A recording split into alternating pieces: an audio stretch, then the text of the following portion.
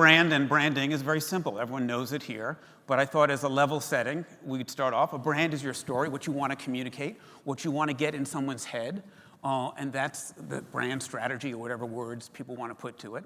And branding is signaling, how you get that story out there. It could be advertising, could be product design, obviously events, all the things you need to do today to break through to get your story out. That's all you need to know about brand and branding. That's the theory. And it was really easy to do in the good old days.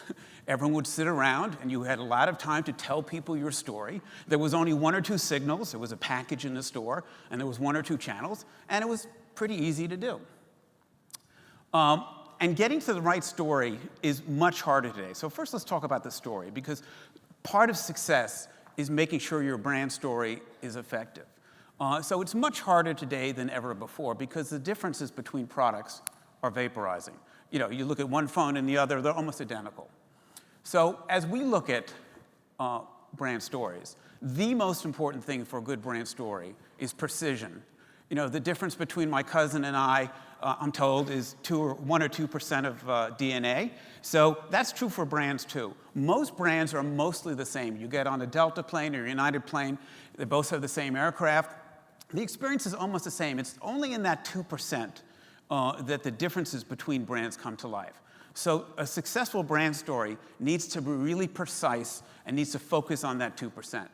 And that story could be about what and how you do things, FedEx delivery on time. It could be about a product benefit. It could be about who you are as a company or an organization.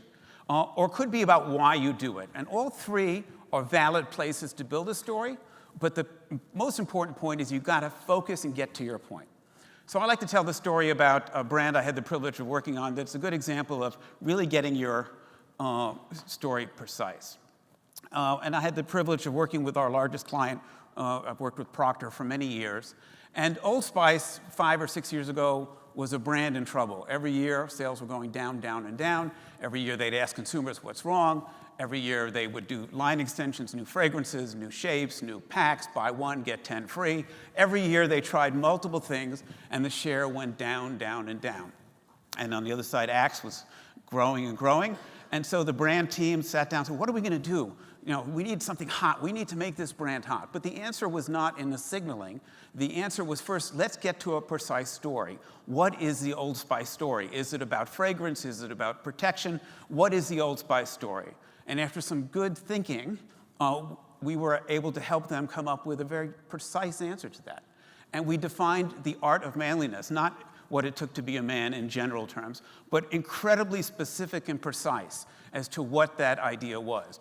So much so that there was a book created inside, not for external use, called the Old Spice Man Book, which really defined Old Spice's flavor of manliness.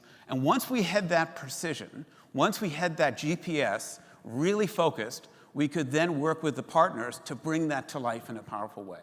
And here's an example. Oops, sorry. Is it going to play?